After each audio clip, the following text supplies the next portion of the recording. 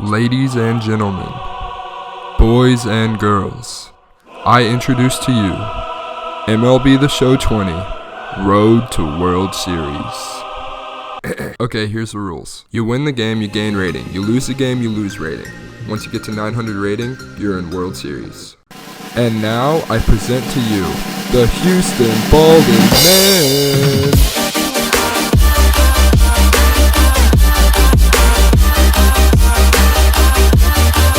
Our current rating is 804. All the games to get to 700 look like this.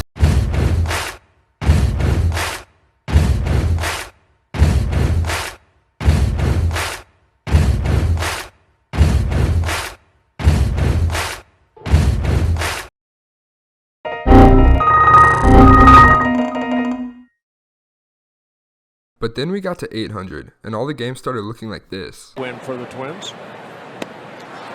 And Gomez trying to hit it into,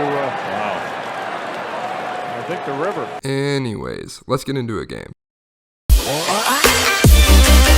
My opponent's team was decent, but I had 99 Corey Kluber on the mound. I was liking my chances, but then I saw his record. First up out of the game, Fernando Tatis realizes his ex-girlfriend is in the stands down third base.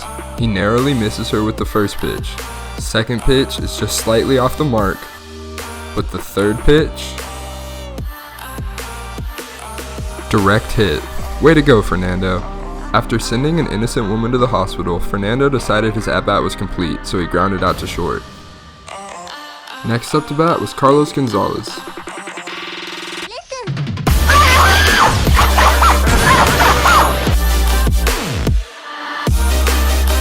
Nice. And just like that, the Balding Men are up 1-0. The rest of the half inning was pretty uneventful. Acuna grounded out to first, and then Joey Gallo came up to bat.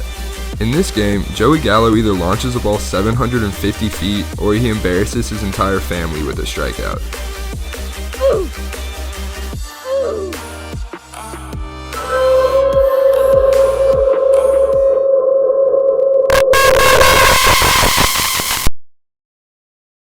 And now we go to the bottom half of the first inning where the Balding Men are up 1-0. Corey Kluber takes the mound, and Fernando Tatis sends a shot to left field, but Ronald Acuna makes a nice play on the ball.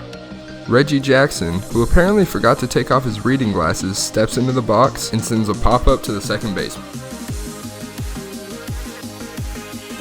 Then Ronald Acuna sends a routine ground ball to Carlos Correa, who has a seizure and can't get the throw off in time. Man, is that embarrassing for Correa. Then the game must have glitched a little bit here because Joey Gallo managed to make contact with the ball and it wasn't a home run. Regardless, the Balding Men enter the second inning up 1-0. The first pitch of the second inning, Gary Sanchez hits a pop-up so high that it orbits the moon 3 times, bounces off one of the Houston Astros satellite dishes, and gets caught by a 73-year-old blind man. And then David Ortiz proceeds to strike out, like an idiot. He struck him out. And then Carlos Correa, who I still haven't forgiven for making that error, sends a bloop out to center field and gets utterly embarrassed by Ronald Acuna. Even though my hitters were disappointing me, at least I had my pride in Joey Corey Kluber on the mound, right? Wrong! Not only does Kluber allow Correa to make contact with the ball, he doesn't use his front teeth to stop the grounder. That lack of commitment cannot be tolerated. My opponent once again hits a ground ball to Carlos Correa, and big surprise, he doesn't make the play. Now, with runners on first and second, Eddie Matthews absolutely demolishes the ball to center field. Carlos Gonzalez has a chance to make a play.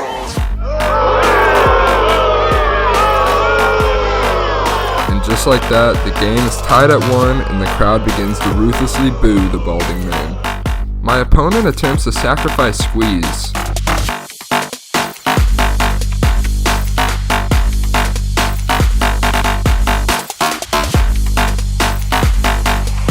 And honestly, I think it works to perfection. Up next, we got Manny Machado, who watches a couple pitches and then absolutely cranks a baseball, which was caught. Corey Kluber steps into the box, takes the ball, and then accepts that he's not going to get a hit, so he grounds out to third base. Back to the top of the order now, Fernando Tatis takes a strike. What are your thoughts on that, D-Row? Man, that's 7 straight strikes to start this inning. He's got a chance at an immaculate inning. That's literally just not true. Anyways, Tatis flies out to left. Here in the bottom of the third inning, it appeared that my luck was going to change because a ground ball gets hit to Carlos Correa, and he actually makes the play!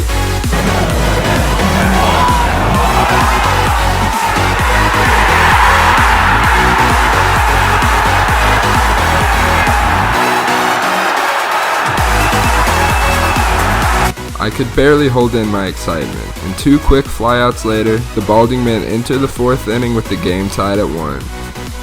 Carlos Gonzalez attempts to follow up the home run he hit earlier, but instead he just strikes out. Ronald Acuna gets caught looking on a fastball low, and then Joey Gallo takes one of the ugliest swings I've ever seen and grounds out to first base.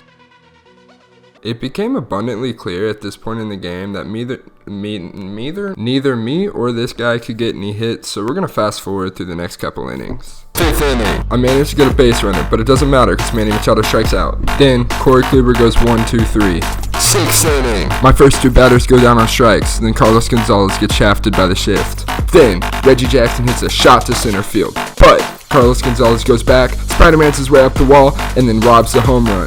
Let's go! Despite giving up 2 more base runners, Kluber manages to get out of the inning without giving up any runs. 7th inning. My opponent's second baseman does his best Carlos Correa impression, but he manages to get the out anyway.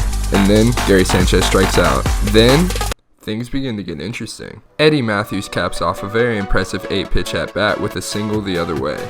Fernando Tatis steps up and shoots the ball into the right center gap, where Carlos Gonzalez almost gets the animation where he falls over on his face, but he doesn't.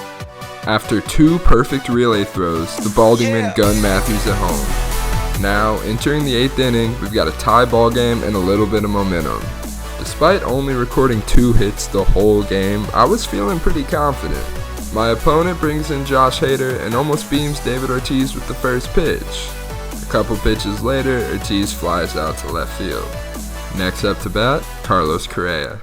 It goes without saying that Carlos has been through a lot today. From the lowest of the lows with his error and Acuna's diving catch, to the highest of the highs with him actually making a routine play, Carlos has seen it all, and now it's his time to shine. And he hits a freaking ball.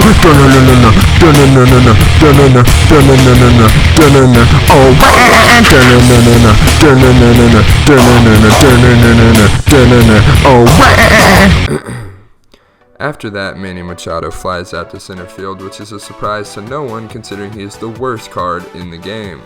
And then I make a crucial mistake. When given the option to either leave Corey Kluber in the game or take him out and bring in a sub, I decided to leave him in. He quickly grounded out to second, but he had a chance to close out the last 2 innings and finish the game with a complete game win.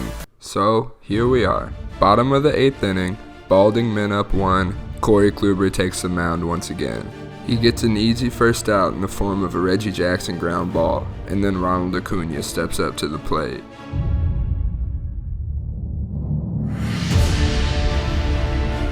He gets an absolutely disgusting hit where he was out in front on a cutter outside, but whatever, that's baseball, I guess. Stepping in now, Joey Gallo.